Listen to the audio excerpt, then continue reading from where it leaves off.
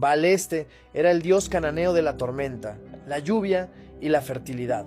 Básicamente, el tipo del clima en el panteón pagano. Como el sustento agrícola dependía de las lluvias, los pueblos de la región creían que Baal controlaba la cosecha, los rebaños e incluso la fertilidad humana. Resultado, su culto se extendió fácilmente y contaminó incluso al pueblo de Israel, que vivía rodeado de naciones que lo adoraban. La adoración a Baal involucraba prácticas pesadas. Estamos hablando de rituales con prostitución cultural, danzas frenéticas, cortes en el cuerpo e incluso sacrificios humanos en algunos contextos. Ve a Jeremías 19:5. No era solo una fe diferente, era idolatría que deshumanizaba, distorsionaba el sexo, mataba inocentes y ponía demonios en el lugar de Dios. Fue por eso que Elías, en el Monte Carmelo, Primera de Reyes 18, hizo aquel enfrentamiento épico para demostrar que solo Jehová es Dios. Acera era una diosa madre ligada a la fertilidad, al sexo y a la fuerza vital de la naturaleza.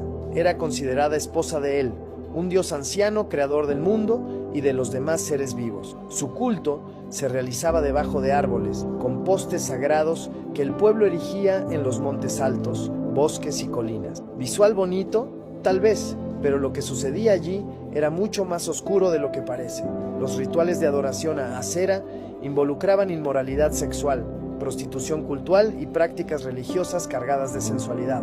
Era un intento de manipular a los dioses mediante el placer, como si el deseo humano pudiera forzar la bendición divina. Las sacerdotisas se relacionaban sexualmente con hombres que las buscaban con el objetivo de ser beneficiados en sus cosechas. Es como si cambiaran la santidad por un culto sensual disfrazado de espiritualidad. Lo peor, el rey Manasés llegó a hacer una imagen de Acera y la puso en la casa. Pushistigomnore Reyes 21:7. Un acto terrible. Y Dios dejó claro, no toleraría ese sincretismo, porque no se puede adorar al Santo de Israel y al mismo tiempo a una divinidad que celebra los instintos más carnales del ser humano. Moloc era uno de los dioses falsos más oscuros del Antiguo Testamento, pero algunos creen que quizá era solo otro nombre para el dios Baal. Lo que sí sabemos con certeza es que Moloc exigía el sacrificio más cruel. Niños, sí, niños vivos, quemados en el fuego. Era literalmente adoración con olor a muerte. En Levítico 18:21, Dios lo prohíbe con todas sus letras, y no darás hijo tuyo para ofrecerlo por fuego a Moloc.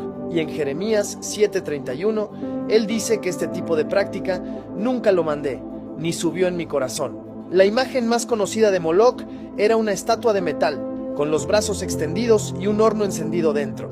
Los sacerdotes colocaban allí a los bebés y los quemaban como ofrenda. Todo esto se hacía con tambores sonando fuerte, probablemente para ahogar los gritos. Sí, es pesado, pero es real.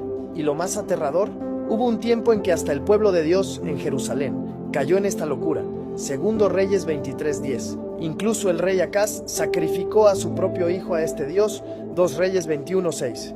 Dagón era el dios de los filisteos y sí, tenía forma de pez, mitad hombre, mitad pez, como un Poseidón genérico de la región. Era considerado señor de los cereales y de la fertilidad, y su templo estaba en varias ciudades importantes de los filisteos, como Asdod. Aparentemente era el orgullo nacional de los filisteos, pero hubo un día en que cayó, literalmente. Cuando los filisteos capturaron el arca del pacto, la colocaron en el templo de Dagón, como si fuera un trofeo de guerra. Pero al día siguiente, cuando fueron a verla, Dagón estaba en el suelo, postrado sobre su rostro delante del arca. 1 Samuel 5:3. O sea, el Dios verdadero humilló a Dagón en su propia casa. La humillación final de Dagón llegó cuando Sansón, ciego y preso, fue llevado al templo del Dios para ser ridiculizado. Con miles de filisteos reunidos en culto, Sansón oró, recuperó la fuerza y derribó las columnas del templo con sus propias manos. Jueces 16, 23-30. El dios pez terminó aplastado bajo los escombros de su propio santuario, junto con sus adoradores. Becerro de oro, fue el Erenefe, el primer dios falso fabricado por el propio pueblo de Dios, y en uno de los momentos más ridículos y tristes de la historia de Israel. Moisés sube al monte para recibir la ley, se demora un poco, y el pueblo ya se desespera creyendo que Moisés no volvería. Entonces derriten oro, moldean un becerro y dicen: este es tu Dios, oh Israel, que te sacó de la tierra de Egipto. Sí, cambiaron a Dios por una vaquita brillante. La imagen era familiar. Los egipcios adoraban dioses con forma de toro, como el caso de Apis, en la mitología egipcia, un dios toro asociado a la fertilidad, fuerza y al inframundo. Entonces el pueblo mezcló pasado, ansiedad y religiosidad, y creó un dios falso a su imagen y semejanza. La ironía es absurda. Mientras Moisés estaba literalmente recibiendo los 10 mandamientos en lo alto del monte, incluyendo no tendrás dioses ajenos delante de mí y no te harás imagen, el pueblo estaba abajo quebrantando ambos en tiempo récord, y todo con danza, fiesta y un culto completamente distorsionado. Neustán esta fue la serpiente de bronce que Moisés hizo en el desierto por mandato de Dios.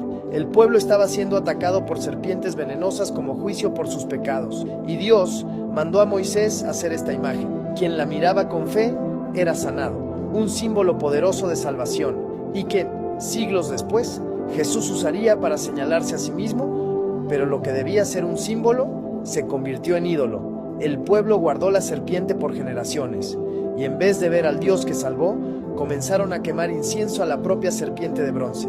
Transformaron un objeto santo en un amuleto místico. El resultado fue que en el reinado de Ezequías, él tuvo que destruir la serpiente, llamarla Neustán, un pedazo de bronce cualquiera, y acabar con la idolatría. 2 Reyes 18:4. Y es muy fento Baal-zebub. Este nombre viene de Baal-zebub, que significa literalmente Señor de las Moscas, una divinidad adorada en la ciudad filistea de Ecrón. 2 Reyes 1:2-3. Probablemente el título estaba relacionado con la idea de controlar plagas o enfermedades. Pero, piénsalo bien, ¿qué tipo de Dios se enorgullece de reinar sobre insectos repugnantes? No por nada los israelitas se burlaban de ese nombre.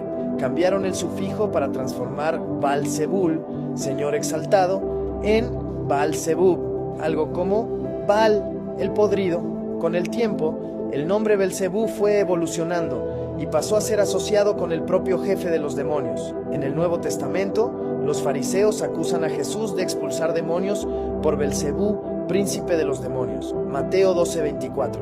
O sea, la figura se volvió sinónimo de Satanás, o por lo menos de un demonio de muy alta jerarquía. La ironía, los líderes religiosos estaban tan ciegos que vieron al Espíritu Santo actuando y lo llamaron Belcebú. Por eso Jesús da aquella advertencia fuerte sobre la blasfemia contra el Espíritu, el pecado imperdonable. Es decir, equivocarse sobre quién es Jesús por ignorancia es una cosa, pero ver el poder de Dios delante de tus ojos y llamarlo satánico es otra historia. Quemos, este era el dios nacional de los moabitas, descendientes del incesto de Lot con sus hijas, y era como el mascota espiritual oficial de ellos. Era visto como un dios de la guerra y la destrucción, parecido a Moloch en algunos aspectos, ya que el culto a Quemos también incluía sacrificios humanos, incluso de niños, especialmente en momentos de crisis. Sí, el pueblo creía que si entregaba lo más valioso que tenía, el dios actuaría. Uno de los episodios más impactantes de la Biblia que involucra a Quemos ocurre en 2 Reyes 3, cuando el rey de Moab, rodeado y a punto de perder la guerra contra Israel, toma a su hijo mayor y lo sacrifica sobre el muro de la ciudad. La idea era clara: como último recurso, apelar a su Dios con la mayor ofrenda posible, vida humana. Israel de hecho tuvo momentos de coqueteo con Quemos. Salomón, al final de su vida, influenciado por sus esposas extranjeras, mandó construir un altar para él en Jerusalén, una gran traición al Dios de Israel. Solo siglos después, el rey Josías derribaría aquel altar y limpiaría la casa. Tamuz era una divinidad mesopotámica ligada a la fertilidad, a la vegetación y al ciclo de las estaciones. Su historia era básicamente una novela trágica. El dios joven moría cada año, representando la sequía o el invierno, y la gente lloraba su muerte hasta que resucitaba en primavera. Un drama pagano ridículo. Ahora mira qué cosa triste.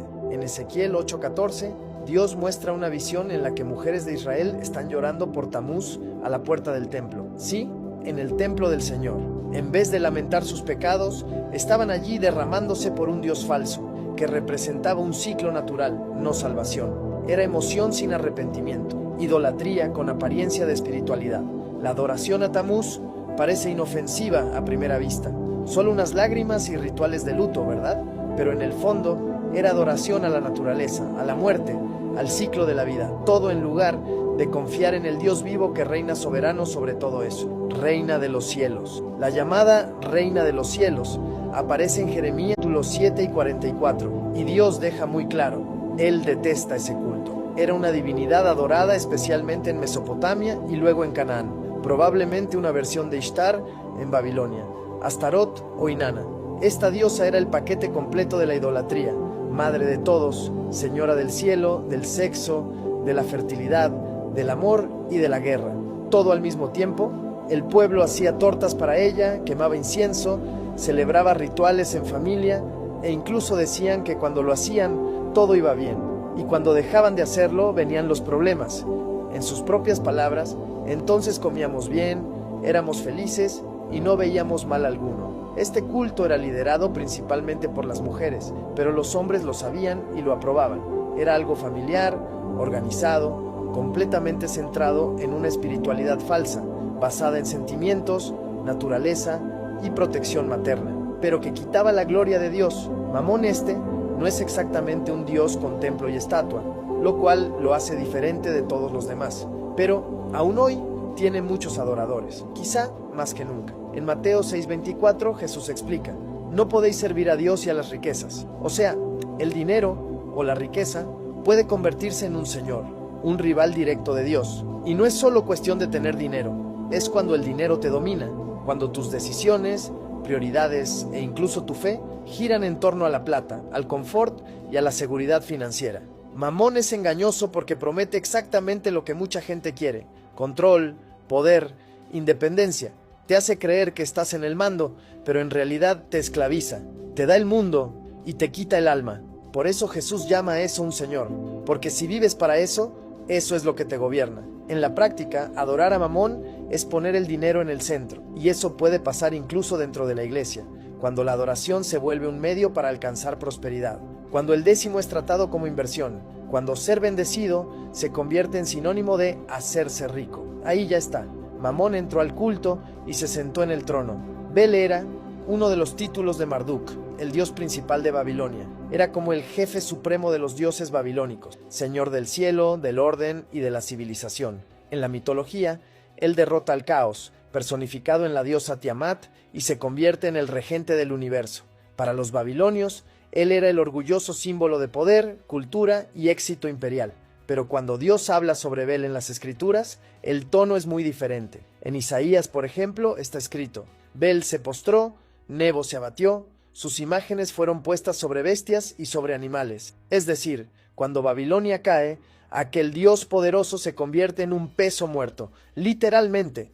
Las estatuas de Bel son cargadas como si fueran maletas, y el contraste es claro. Mientras el Dios de Israel carga de ella a su pueblo, Bel es una carga que el pueblo tiene que llevar. Diana era la diosa de la casa, de la fertilidad, de la luna, y para la gente de Éfeso, prácticamente la patrona oficial de la ciudad. El templo de Diana en Éfeso era tan gigantesco y famoso que entró en la lista de las 7 maravillas del mundo antiguo. Era turismo, comercio, devoción, todo giraba en torno a ella. Literalmente una mezcla de religión con mercadotecnia. En Hechos 19, cuando Pablo comienza a predicar el evangelio en la ciudad, la gente empieza a convertirse. Y eso amenaza los negocios de los artesanos que fabricaban mini estatuas de la diosa. Resultado: revuelta total. La ciudad entra en pánico y comienzan a gritar por 2 horas seguidas: «Grandes Diana de los Efesios».